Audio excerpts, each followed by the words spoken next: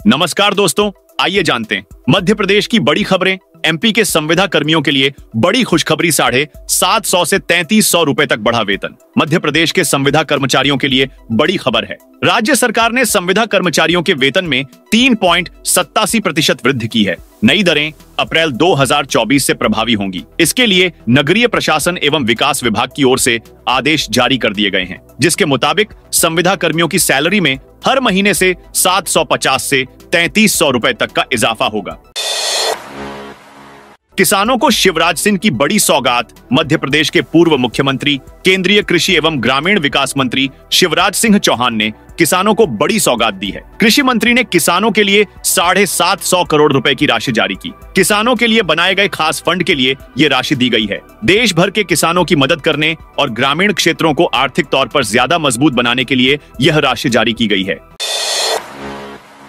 जबलपुर की 8 स्कूलों को लौटाने पड़ेंगे फीस के 54 करोड़ रुपए। जबलपुर में प्राइवेट स्कूलों पर एक बार फिर बड़ी कार्रवाई की गई है। मध्य प्रदेश निजी स्कूल अधिनियम 2017 के तहत बनी जिला स्तरीय समिति ने 8 प्राइवेट स्कूलों को 54 करोड़ 26 लाख रुपए पेरेंट्स को लौटाने का आदेश दिया है। सभी स्कूलों पर 2-2 लाख रुपए का जुर्माना लगाकर फीस लौटाने के लिए 30 दिन का समय दिया गया है। ये रुपए स्कूलों को सीधे पेरेंट्स के बैंक खातों में जमा करने होंगे।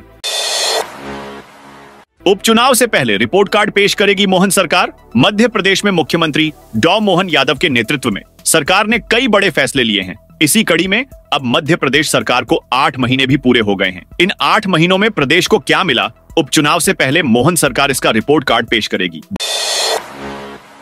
भोपाल मेट्रो का दूसरा स्टील ब्रिज 200 टन वजनी और 48 मीटर लंबा है। इसे सितंबर में ही बड़ी मशीनों से डीआरएम तिराहे पर रखेंगे। इसके बाद नीचे से गाड़ियां और ऊपर से मेट्रो ट्रेन गुजरेगी। पहला स्टील ब्रिज रेलवे ट्रैक के ऊपर रखा जा चुका है। रानी कमलापति रेलवे स्टेशन के पास हबीबगंज नाके से डीआरएम स्टेशन के बीच 2 स्टील ब्रिज से मेट्रो गुजरेगी। इसके लिए पिछले 8 महीने से काम चल रहा है।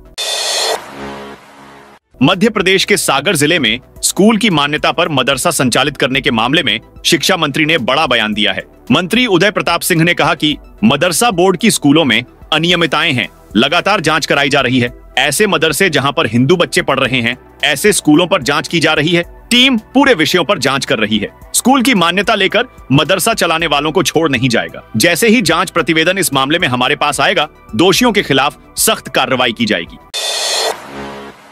महाकाल मंदिर की लाइन से फरार हुई लुटेरी दुल्हन पति के साथ दर्शन के लिए आई थी। महाकाल मंदिर में पति के साथ दर्शन करने आई लुटेरी दुल्हन उज्जैन से फरार हो गई। 4 दिन पहले ही शादी हुई। इसके बदले दूल्हे ने 1,70,000 रुपए दिए। फरार होते समय भी लुटेरी दुल्हन 10,000 रुपए कैश और करीब 1 लाख कीमत के जेवर लेकर भाग गई। मामला 10 अगस्त का है। पीड़ित सीताराम राठौर ने बुधवार को उज्जैन आकर एसपी ऑफिस में इसकी शिकायत की।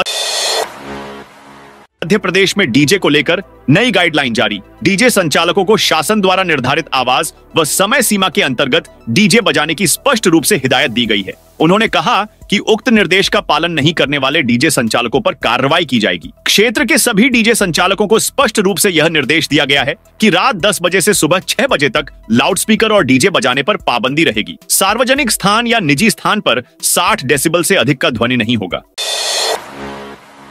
मध्य प्रदेश के आर्थिक शहर इंदौर के बंगाली चौराहे से एयरपोर्ट के बीच में मेट्रो ट्रेन अंडरग्राउंड दौड़ लगाएगी। कंपनी के आला अफसरों व कंसल्टेंसी एजेंसी की रिपोर्ट के बाद बंगाली चौराहा से ट्रेजर आइलैंड मॉल के बीच अंडरग्राउंड ट्रैक के प्रस्ताव को हरी झंडी दी गई, जबकि पूर्व में यहां पर एलिवेटेड ब्रिज बनाया जा रहा था, जिसका विरोध हो रहा था। 3.5 किलोमीटर के इस अंडरग्राउंड ट्रैक में 1600 करोड़ रुपए अतिरिक्त लागत आ रही है, जिसमें 3 स्टेशन भी बनाए जा रहे हैं। सरकार के खिलाफ धरना करते समय आपस में भिड़े कांग्रेसी दमोह जिले में कांग्रेस कमेटी के द्वारा मध्य प्रदेश सरकार के खिलाफ बस स्टैंड चौराहे पर किए जा रहे धरना प्रदर्शन में युवक कांग्रेस कार्यकर्ता आपस में भिड़ गए। पार्टी के वरिष्ठ नेताओं की मौजूदगी में जमकर गाली गलौज हुई, यहां तक कि कुर्सियां भी फेंक कर मारी गई। इस पूरे विवाद के पीछे युवक कांग्रेस जिला अध्यक्ष दिग्पाल लोधी की नियुक्ति बताई जा रही है। आरएसएस ने लिया बड़ा फैसला, अब सीधे सरकार को सलाह देगा देश में जाति जनगणना कराना। डिलिमिटेशन और महिलाओं को 33% आरक्षण। केरल के पलक्कड़ में आरएसएस की अखिल भारतीय समन्वय बैठक में इन 3 बड़े मुद्दों पर बात हुई। इनमें भी जनगणना और महिला आरक्षण पर ज्यादा फोकस रहा। आरएसएस का मानना है कि 2029 तक अगर 33% महिलाएं संसद में आ जाती हैं, तो देश का इतिहास बदल जाएगा। रतलाम के एक स्कूल में नशे में धुत टीचर ने कैंची से छात्रा की छोटी काट दी। रावटी के प्राइमरी स्कूल सेमलखेड़ी का यह मामला बुधवार का है। वीडियो गुरुवार को सामने आया है। मामले का वीडियो सामने आने के बाद संकुल प्रिंसिपल की रिपोर्ट के आधार पर आरोपी टीचर को सस्पेंड कर दिया गया है। अनूपपुर में शिक्षक ने की छात्राओं के साथ छेड़छाड़। मध्य प्रदेश के अनूपपुर में शिक्षक दिवस के दिन एक शिक्षक द्वारा छात्राओं से अश्लील हरकत करने का मामला सामने आया है। रामनगर थाना इलाके के एक सरकारी स्कूल में शिक्षक ने छात्राओं को अश्लील वीडियो दिखाकर उनके साथ छेड़छाड़ की। पुलिस ने आरोपित शिक्षक को गिरफ्तार कर लिया है। इंदौर के विश्व प्रसिद्ध खजराना गणेश मंदिर में गणेशोत्सव के पर्व पर इस वर्ष करीब 15 लाख श्रद्धालुओं के पहुंचने की संभावना है। इसे लेकर मंदिर प्रशासन ने व्यवस्थाएं चाक चौबंद करनी शुरू कर दी है। 10 दिनों तक चलने वाले उत्सव में पहले दिन भगवान का करीब 3 करोड़ के स्वर्ण मुकुट से श्रृंगार किया जाएगा। इसके साथ ही 1.25 लाख मोदक का भोग लगाया जाएगा। मंदिर समिति ने श्रद्धालुओं की सुविधा के लिए उज्जैन के महाकाल मंदिर जैसी जिगजैग रेलिंग की व्यवस्था की है, जिससे एक बार में करीब 5000 भक्त मात्र 20 मिनट में बप्पा के दर्शन कर सकेंगे।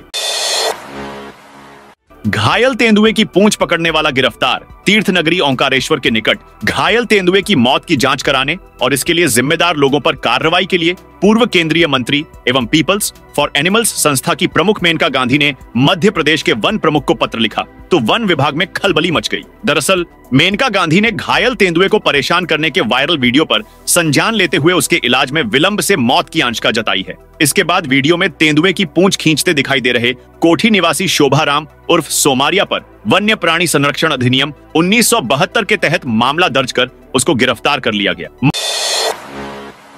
मध्य प्रदेश के सिवनी जिले में पुलिस ने बड़ी कार्रवाई करते हुए भारी मात्रा में बीफ पकड़ा। इसके साथ ही 3 आरोपियों को गिरफ्तार किया है। आरोपी ट्रक में बीफ भरकर बिहार से हैदराबाद लेकर जा रहे थे। इसी दौरान पुलिस ने घेराबंदी कर ट्रक को रोका। फिलहाल पुलिस आरोपियों से पूछताछ कर रही है। ट्रक से किसी प्रकार के वैध दस्तावेज नहीं मिले हैं और यह पता नहीं चल पाया है कि बीफ किस जानवर का है। बीफ की फॉरेंसिक जांच के लिए सैंपल भेजे गए हैं। फिलहाल पुलिस ने ट्रक को जब्त कर आगे की जांच शुरू कर दी है।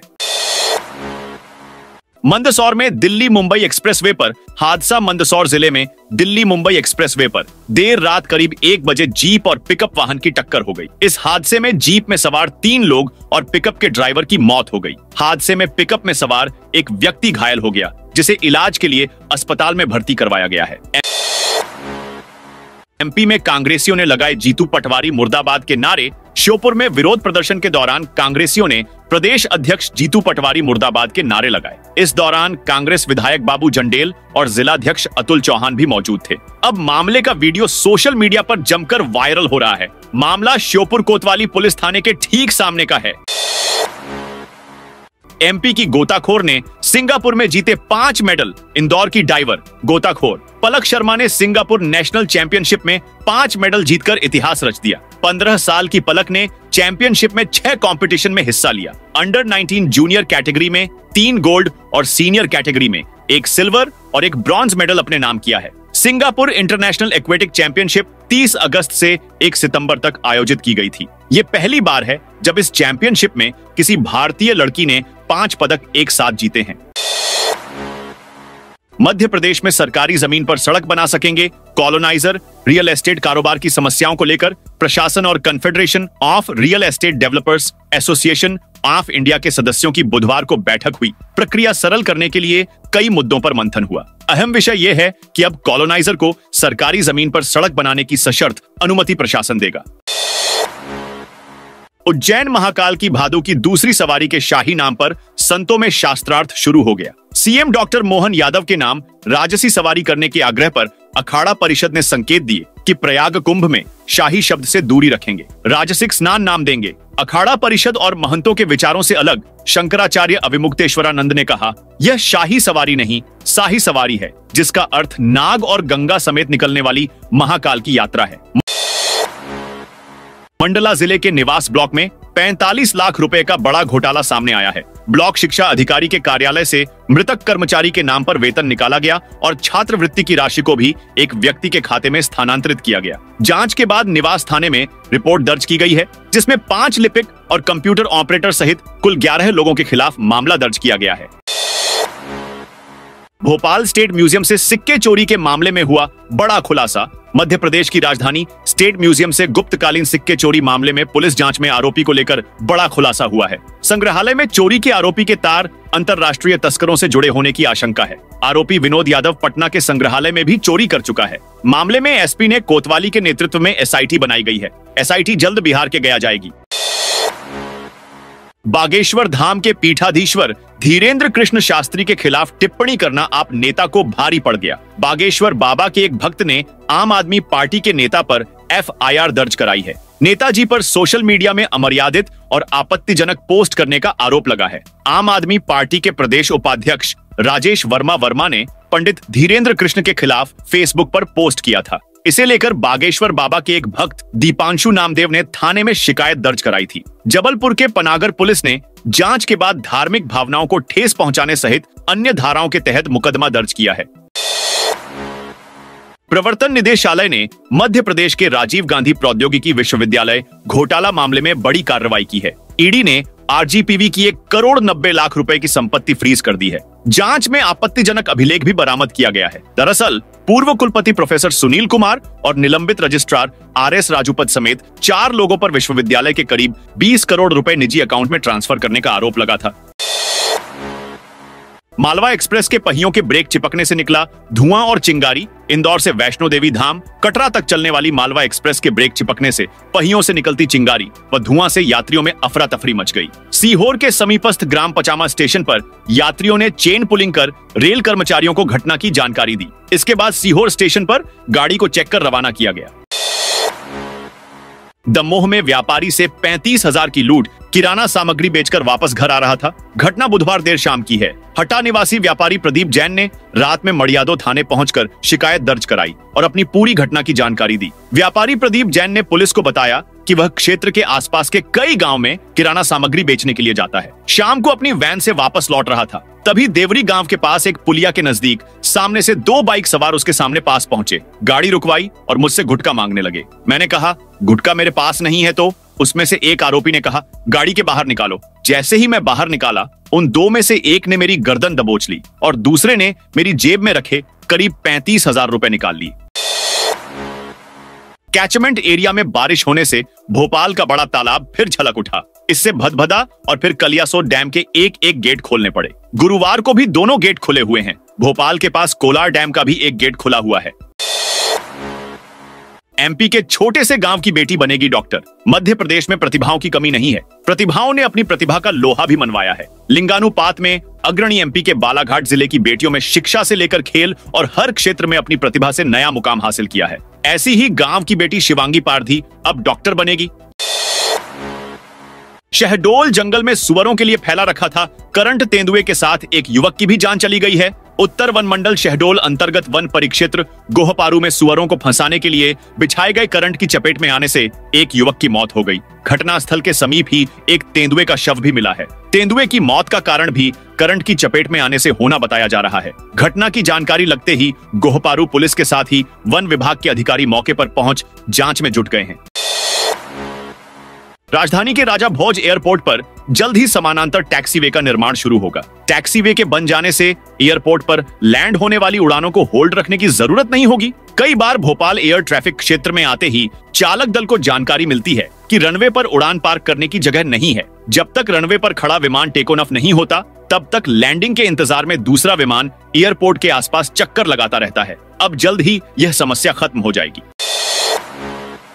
भारत की अंतरिक्ष अनुसंधान एजेंसी इसरो ने वर्ष 2035 तक अपना स्पेस स्टेशन स्थापित करने और 2040 तक चंद्रमा पर यात्री भेजने के लिए एक महत्वाकांक्षी योजना बनाई है। इसके लिए इसरो ने अपने रॉकेटों के लिए 30 टन तक पेलोड क्षमता हासिल करने की दिशा में काम शुरू कर दिया है। इस उद्देश्य की पूर्ति के लिए इसरो के लिक्विड प्रोपल्शन सिस्टम सेंटर और इंदौर के राजा रमन्ना प्रगत प्रौद्योगिकी केंद्र के बीच महत्वपूर्ण समझौता हुआ है। इसके तहत दोनों संस्थान एक ऐसी उन्नत तकनीक विकसित करने पर काम करेंगे जो अंतरिक्ष और चंद्रमा पर 30,000 किलो तक वजन पहुंचाने में सक्षम होगी। दोस्तों, यह थी मध्य प्रदेश की दिन भर की ताजा और बड़ी खबरें।